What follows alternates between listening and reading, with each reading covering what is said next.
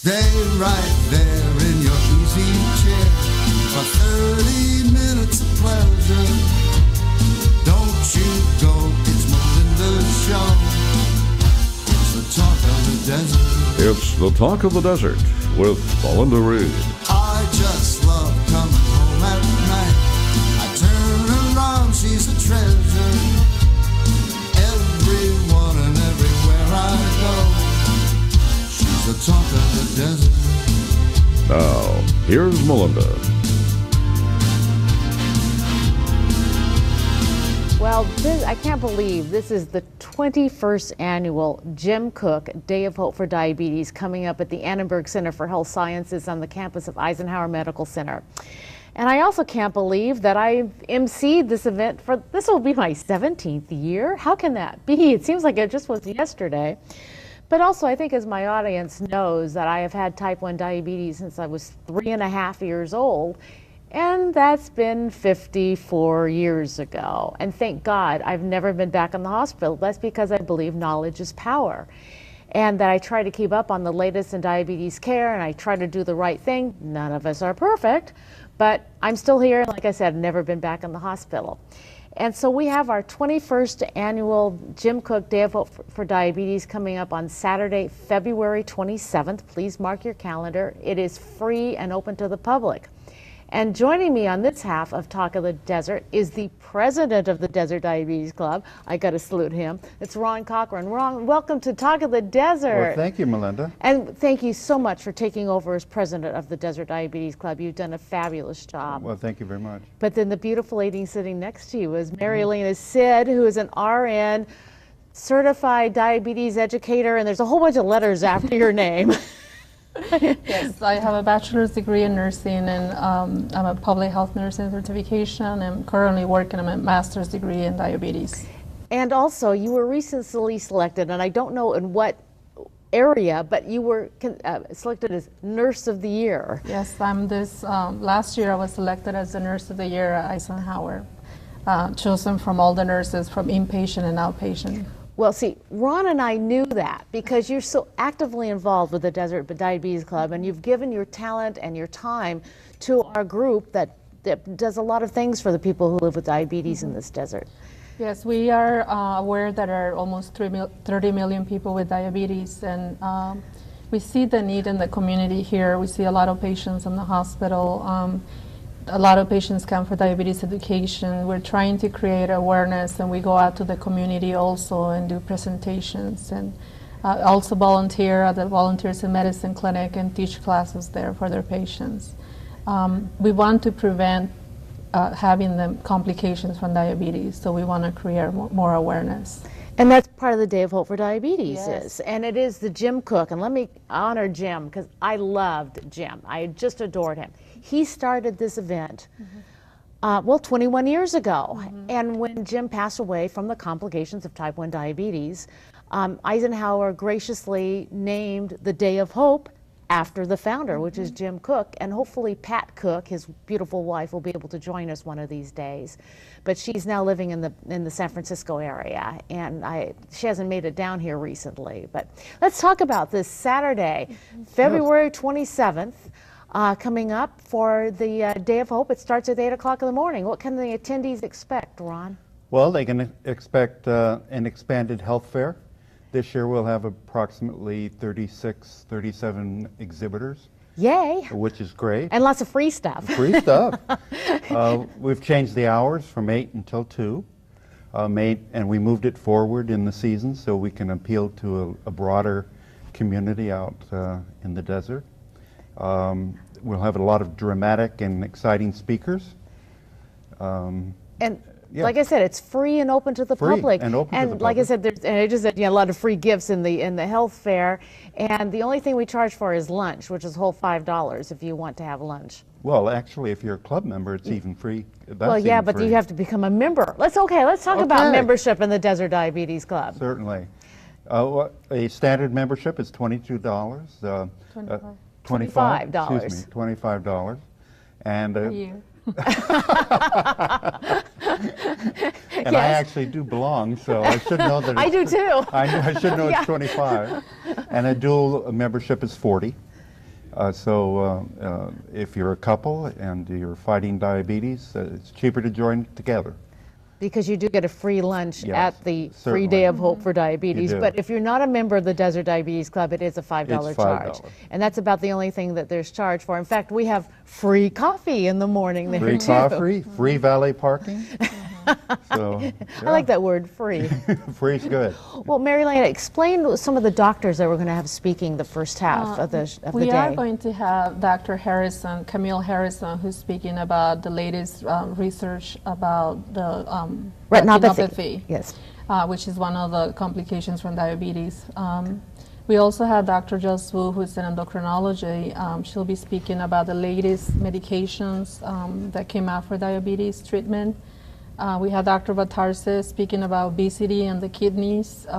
Dr. Walsh will be speaking about erectile dysfunction and the relation with diabetes. We also have a dietitian that will be giving a presentation, and we do have a cooking demonstration with the dietitian and the chef from the cafeteria. We have a pharmacist that's also speaking about blood pressure and cholesterol medications, a diabetes educator speaking about for the adolescents with diabetes. I think that's it. Well, the first half of the day, it starts at 8 o'clock in the morning, and Correct. that's when the health fair, we've always called it a product fair, but we decided to change it to call it health fair now. Health It fair. seems more healthy talking about diabetes, doesn't Certainly. it? Starting at 8 o'clock in the morning, the doors open at 8 o'clock, and you're welcome to come in, go to the health fair, and then we'll have our opening ceremonies at 8:30, and Ron will be speaking there. And then our first session starts at 9 a.m. here in the auditorium. And we are sitting on the stage at the Annenberg Center for Health Sciences, which is where our main speakers will be making their presentations. So I thought it was kind of cool that we'd be here on the stage where a lot of people will be speaking for the Day of Hope. Yeah, if I may add, we Yes. are going to be performing a free hemoglobin A1C test for those patients that have diabetes That's or a- pre-diabetes. That's a blood test to tell what your blood sugar levels are, because we have to try to maintain a balance like a normal person. Nobody's ever called me normal, but we try to keep a normal blood sugar level. So that is very important. I encourage all my patients to come to get a free test just to see how well controlled the diabetes is. We are also going to be doing blood pressure screenings, stroke assessments, blood glucose tests. So we have a lot of those screenings that they can come and take advantage of if it's once a year and it's free. Why not come, right? Right, exactly. Well, we work really hard to get the money and have the vendors come in, but so we can make sure this event is always free and open to the public. But talk about our presenting sponsor, Ron. Well, the Berger Foundation has been fantastic over the last few years in contributing to the Day of Hope. And actually, we couldn't present this broader program and offering without their fantastic support. So the Berger Foundation is in fact terrific, and they serve as, again, the repeating sponsor for our programs. Presenting sponsor, I'll Yes. spit it out there. And we're going to have our medical keynote speaker on the second half of the show. But talk about who our celebrity keynote speaker is, because she lives in Arizona. She can come here for Talk of the Desert just for the interview. Yes. Yeah. We invited Dr. Natalie Strand. She has type 1 diabetes since she was 12 years old. And she was the first woman to win the reality TV show, The Amazing Race.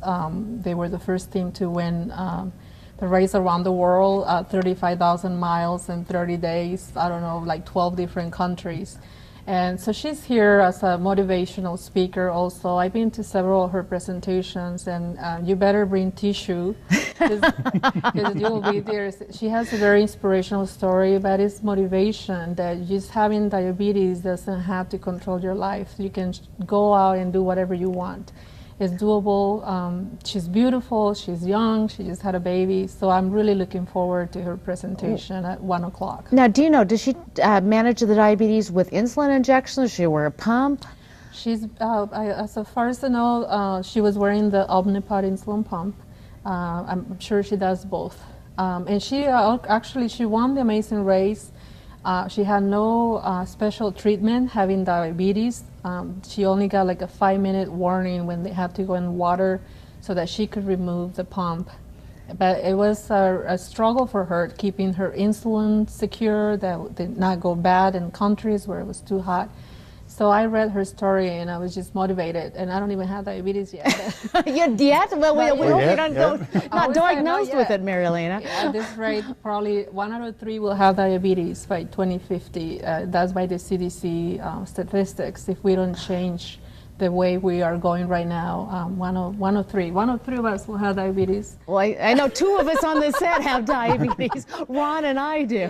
Yeah. So, yeah, it's very scary that 1 out of 3 people will have diabetes by 2050 if we continue this trend. So And most of that is a type 2 diabetes. Explain. We only have a couple minutes left, Mary Elena. Explain the difference between type 1, which is what I am, and Ron, you're type 1 also? No, I'm actually just hypoglycemic. I don't even have diabetes. Hasn't been officially diagnosed. Yeah, but your blood sugar is running low all the time. A little low. Explain the difference between the 2 types. Type 2 diabetes means that people can get the diagnosis and start making a lifestyle change, either working on their diet, being a little more active, maybe start oral medications, and they can control it that way with medications or insulin. Their pancreas is still producing some insulin, so they have it's just a matter of changing their lifestyle a little bit sometimes. Type 1s do not produce any insulin, and if they're producing any, sometimes it's not working. So they have to immediately start injecting insulin for survival for the rest of their lives. And it's either by injecting or the insulin pump. There are different ways now injecting that is easier, but that's the only way to maintain it under control. I'm very traditional. I take 4 injections of insulin a day, and I just use it with standard needles, with the standard vials, because I've tried the pins, I've tried all this. I'm just very basic, and I've been doing it since I was 3.5 years old. Well, my mommy did it for me when I was so young, but and thanks to Mom, she did a great job. So, okay, we've got the 21st annual Jim Cook Day of Hope for Diabetes on Saturday, February 27th from 8 o'clock in the morning to 2 o'clock in the afternoon, right here in the Annenberg Center for Health Sciences. A lot of the speakers will be right on this stage. So we have just a couple of seconds. Ron, what can you add? I can add that they can expect an exciting program. We put a lot of time and effort into it, and the diversity of our speakers and the breadth of our health fair, I think they'll get a lot out of it. And Mary Elena? Just come, invite your friends, family. It's free, it's a great event, a lot of great information, and just come and prepare, learn how to prevent it if you don't have it. It's a good day to spend the day with us, so I invite everyone to come. And it is free. Everything is free except the lunch, unless you become a member of the Desert Diabetes Club for $25 or $40, depending if it's 1 or 2 of you. But even the people, the family members that live with a person with diabetes really need to be knowledgeable about the disease, because we rely so heavily on the family members. So, anyway, Ron, thank you so much for your time today. You, Melinda. And now we're going to exchange you, and we're going to keep Mary Elena because she's prettier. Sorry she about is. that. I hear that a lot. Anyway, no, you just stay there for a second, Ron. We'll be right back with Talk of the Desert. She's a talk of the desert. Don't touch that dial. Melinda and her guests will be right back. You can always see something extraordinary that inspires you here. It captivates, thrills, and delights us.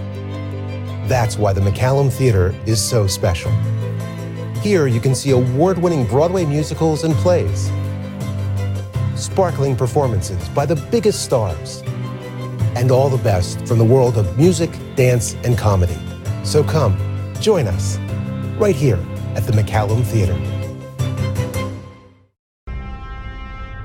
Did you know that the Palm Springs Air Museum has been ranked by CNN Travel to be one of the 14 best air museums in the world? In your own backyard, a world-class treasure awaits. Have you visited the Palm Springs Air Museum lately? Experience the Palm Springs Air Museum for the flight of your lifetime. She's the talk of the desert. Now, let's get back to Melinda and the second half of the show. Well, we're back talking about the 21st annual Jim Cook Day of Hope for Diabetes at the Annenberg Center for Health Sciences on the campus of Eisenhower Medical Center. Say that fast. I'll probably stumble over my words, which I do. But now, joining Mary Elena and me is Dr. I'm not going to get your first name right. Aniva Gatto, who's a wound care specialist, and wound care for people, especially them with diabetes, because our circulation normally kind of slows down over the years. Wound care is extremely important. Doctor, welcome to Talk of the Desert, and thank you for joining us for the Day of Hope. Thank you for the invitation. It's a real an honor. And you'll be speaking at 11 a.m. on Saturday, February 27th. And you said, Marilyn, you've had a lot of phone calls about Dr. Gatto's presentation. Yes, especially from even the staff, nursing. They want to know what time he's speaking, so I'm getting calls and emails. What time is he speaking? At least I'll try to make it to his presentation. Terrific. Mm-hmm. Well, what are you going to tell people living with diabetes about wound care? Essentially what I think I'm going to do, I'm going to give it a general view of the problem, how this problem has magnified and expanded throughout the world, and the reasons why diabetics get so many complications, and the principles that they may apply to avoid the complications. And then I'm going to show him a kind of the graduation of wounds that occurs in diabetics and what we do to treat them and heal them. And I may also give him a little example that will scare him. You mean like amputations? Like why diabetes has a high incidence of amputations, and why some things that began being minor becomes major, and when the patient gets to us, it's too late. Well, so I think I can give you some tips. Okay, well, why don't you give us some tips, doctor? Well, there are things that happen to diabetics, and one of the fundamental ones is that after a few years of diabetes, they develop a condition called neuropathy. Neuropathy gradually makes the diabetic to lose the protective sensation of the feet. So essentially they start walking on clouds and then really don't know what they're touching. They cannot tell if they get injured. And so simple thing that for us, if we feel something sticking us, we immediately react. Diabetic with neuropathy don't.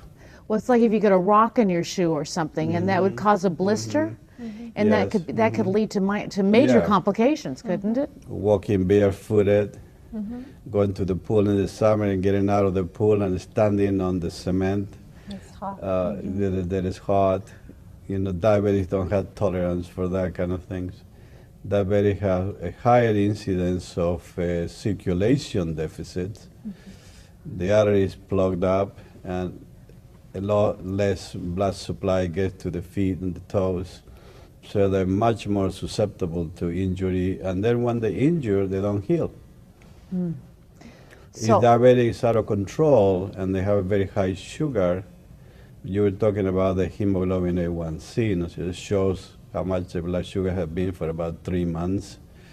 If it's very high, diabetes don't heal.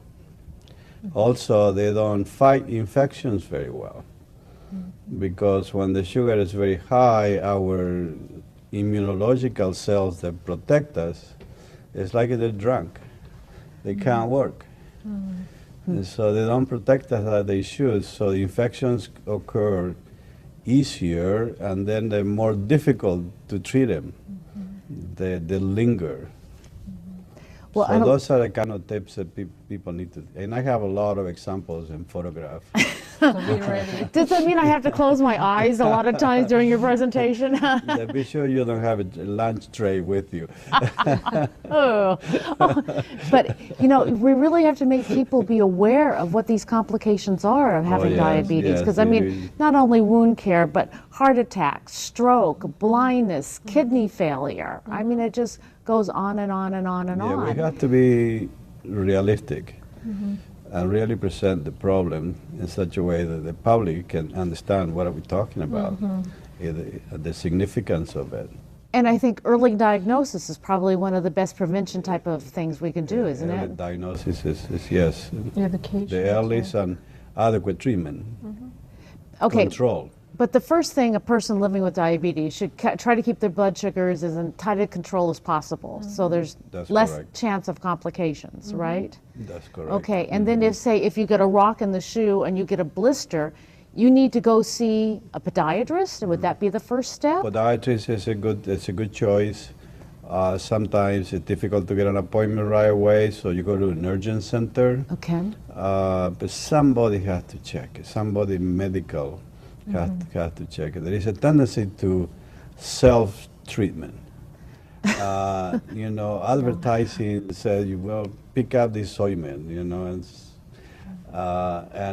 put that ointment, and that's not the right thing to do. Right. Or Exactly. wash your wound with peroxide, and peroxide is toxic to the cells, and that shouldn't be done.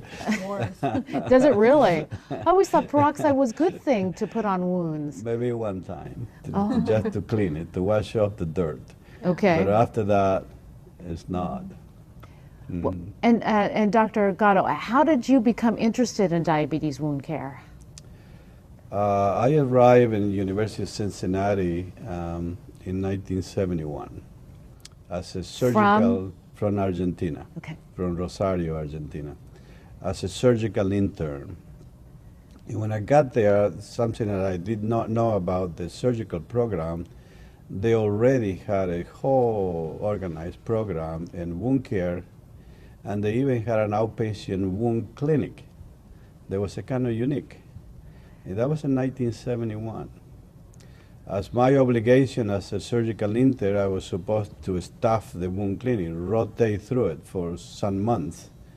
And immediately when I started to work with these people, they were coming weekly to have their wounds treated, and the great majority were diabetics. I realized that I enjoyed. I enjoyed trying to heal these people. It was a challenge that I was happy to uptake.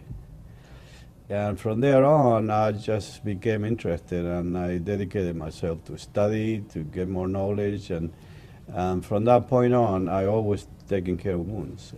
I finished University of Cincinnati after 7 years, and I decided to practice vascular surgery.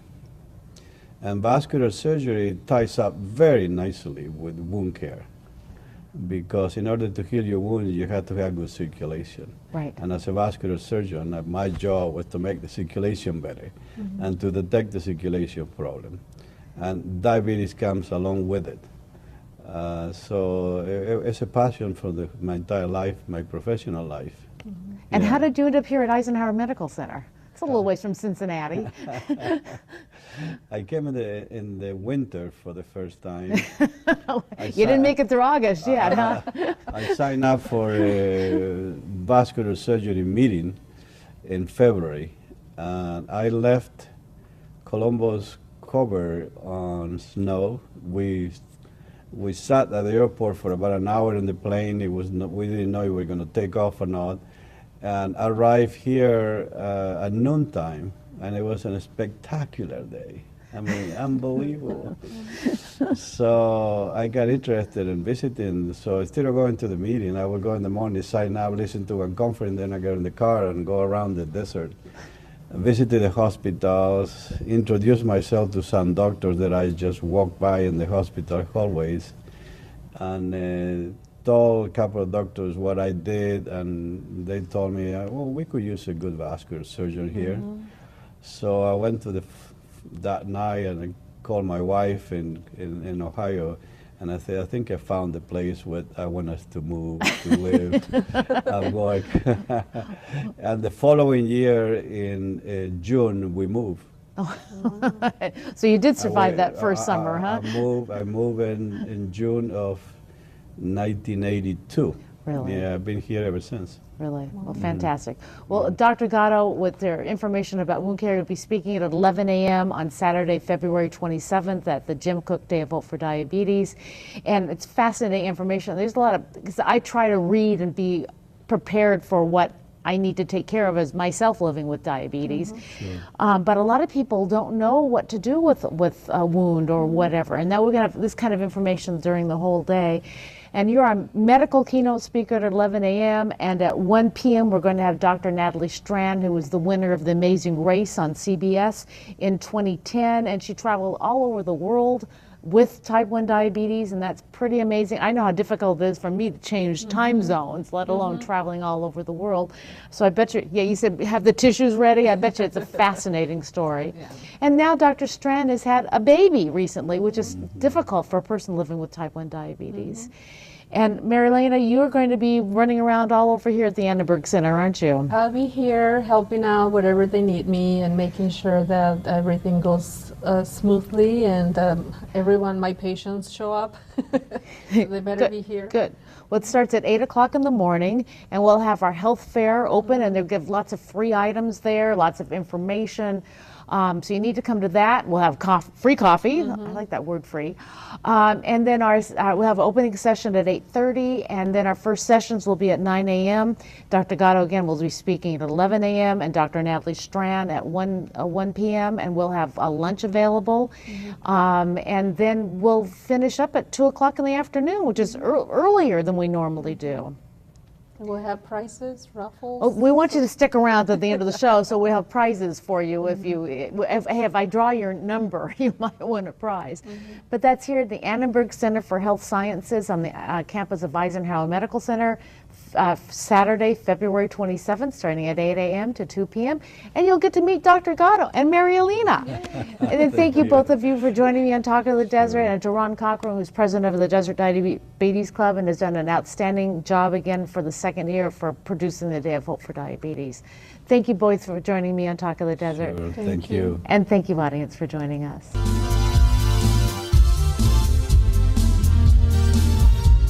For more information, email totdtv@questoffice.net and visit talkofthedesert.tv on the web.